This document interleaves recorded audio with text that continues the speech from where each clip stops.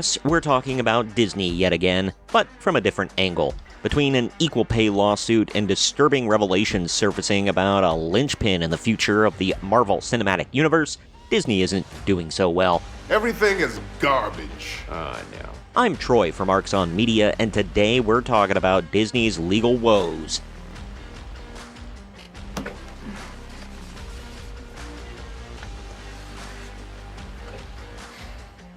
Now, on to the story.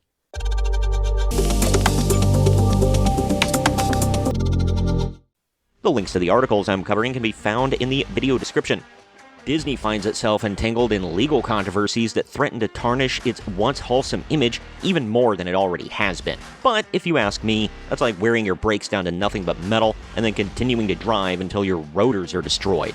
Sure, you were in hock for quite a chunk of money already, but now you're in even deeper in debt, and your mechanic will 100% judge you harshly. You know, and I'm not judging you, but I'm just saying everybody else is gonna. But I digress. Recent reports from Bounding Into Comics shed light on two distinct but equally troubling legal issues, raising concern about the company's practices and the conduct of its once prominent stars. Let's start with the equal pay lawsuit against Disney that's gaining traction. Via Bounding Into Comics, the first blow to Disney comes from a recent approval of an equal pay lawsuit by the state of California. According to Bounding Into Comics, around 9,000 women are set to sue Disney for alleged compensation violations. 9,000 women will be allowed to proceed with a class action lawsuit against Disney on the grounds that the company knowingly paid them less than their male counterparts. In a statement from the article, it's noted that California has officially approved the lawsuit, signaling the state's acknowledgement of potential violations. The sheer number of women involved in the lawsuit paints a concerning picture of a systematic issue within Disney's compensation structure. If proven true, this could severely damage Disney's reputation as a company that values equality and fairness. Maybe it's time to virtue signal harder. Put a chicken in! Put a chicken in! Put a chicken in! Excuse me, I believe I asked you to put a chicken in. Also from the article, the largest such legal action to ever go forward under the state's Equal Pay Act and covering employees from the company's Disneyland, Disney Cruise Line, Film, TV, ABC, Marvel, and Lucasfilm division. The lawsuit was allowed to move forward on December 8th after Los Angeles Judge Elihu M. Burrell rejected the House of Mouse's attempt to dismiss the case on the grounds that its claims were too broad. How dare you call these 9,000 women broads? Per Courthouse News, following Judge Burrell's decision, plaintiff's attorney Loris Andrus told the media, quote, "Disney has been gaslighting us for 4 years, and today they were proved wrong. This case is not just about 9 individual plaintiffs." Did she mean 9,000? Anyway, it's about all the women in California who work for Disney and who are fed up being paid less than their male counterparts and who are seeking fair treatment. That's all, end quote. It's Hollywood, baby. This isn't necessarily an equal pay issue, but who could forget about Scarlett Johansson suing Disney back in 2021 over the Black Widow movie? Per her contract, she would have gotten a big chunk of the box office. We can argue all day about whether or not that would have been a big draw, but that doesn't matter here. Either way, it never came out in theaters, and instead, Disney dropped the film on Disney Plus without consulting Johansson or anybody else first, where there is no box office money, so Johansson got screwed. They came to a settlement in the end, and Scarlett walked away the victor over Mickey Mouse and Company. Money, please! My money. Speaking of the MCU, let's get moving on to the second issue. Just when you think that this roll is baked and you can slap some butter on it, more details come out, and you realize that this case needs more time in the oven. I have several questions. Jonathan Majors' disturbing text messages were revealed in his DV case, also via Bounding Into Comics, and I guess this is where YouTube dictates that I put a trigger warning for anyone disturbed by stories of abuse or mental illness. The second blow to Disney comes from within the Marvel Cinematic Universe itself. Jonathan Majors, a rising star in the MCU, and plays Kang, which was the villain supposed to take over the spot that Thanos once occupied, is facing a DV case. Disturbing text messages produced as part of the case reveal deeply troubling behavior. Bounding Into Comics reports that Majors has admitted to prior physical abuse of his ex-girlfriend, Grace Jabari, and has made emotionally manipulative, deleting of oneself threats. Yes, I am censoring for the YouTube overlords. If you are watching on Rumble, thank you. Please subscribe. I just cloned this video to both platforms, so I'm playing it safe.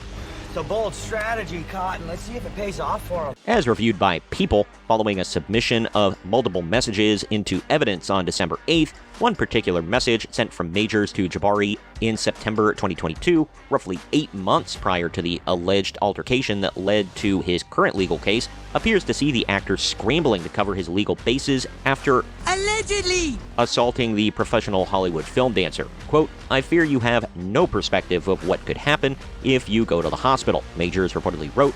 Quote, "They will ask you questions, and as I don't think you actually protect us, it could lead to an investigation even if you do lie, and they suspect something," end quote. Majors also declared it's just fake, but as of writing, no context has been provided regarding this message. Sure, Jan. Further texts, and yes, I will censor them a bit for the viewers who are a little squirmy about this sort of thing. From Majors himself, allegedly state the following, quote, "I will probably delete myself. It's not really contemplating anymore. I'm a monster. I'm a horrible man. I'm not capable of love. I'm deleting myself soon," end quote. If the accusations are all true, then yeah, he is a monster and a horrible man. This guy. However, I would never tell somebody that they should look towards self-deletion. You can turn things around and atone for your wicked ways, my dude. To be fair to both sides, though, quoting from the article again, throughout the entire debacle, both Majors and his lawyer, Priya Chaudhry, have maintained the actor's innocence, with the latter even going so far as to blame his arrest and charges on systematic racism. Of course, it's systematic racism. Even if the charges are true, it's still systematic racism. Ugh. Everything that guy just says, bullshit. Looking again at the article, it's evident that the revelations are not only damaging to Jonathan Majors' personal reputation, but also raise questions about the environment within Disney-owned Marvel Studios. The revelation of such behavior from a prominent actor is not only deeply concerning, but also puts Disney in a position where they must address not just legal repercussions, but also the ethical implications of the actions of those associated with their brand. See, as you can see, the more you f*** around, the more you're going to find out. To wrap this up, as Disney faces these legal challenges, a dark cloud looms over the House of Mouse. It's been growing for quite a while, but this is just another shade darker than it previously was. Black? Huh. That's the worst color there is. No offense there, Con. I get it all the time. The equal pay lawsuit and the disturbing revelations in Jonathan Majors' case paint a picture of a company grappling with issues of fairness and ethical conduct. Not good. Believe me, not good. Bad. But then again, this wasn't anything we didn't already know, unfortunately. Again, virtue signal harder. Make it my name. Make it my name. As these legal battles unfold, Disney must navigate the fallout, addressing the concerns raised by both the legal system and the public. The magic of Disney, for now, seems overshadowed by the harsh realities exposed in these legal proceedings and from their own employees and executives over the past few years, leaving many to question the company's commitment to equality and accountability. If you're not yet included in that list of people, then either you're a Disney fanboy or fangirl for life, no matter what, or you're willfully ignorant. Comment down below with your thoughts on all of this. Where do you stand on the equal pay issue? Did you see this one coming? Do you think Disney loses that battle? Also, where do you stand on the Jonathan Majors issue? Do you trust him or believe the complainant? Do you think that Disney is complicit in hiring him and then keeping him on payroll throughout all of this? Or do you think they should give him the benefit of the doubt until this all wraps up? Let me know down in the comment section. Also, please share this video around to everyone you know, and don't forget to like the video, subscribe to the channel, and click that little bell to be notified every time we post brand new content. I've been Troy from Marks on Media, and we'll see you next time.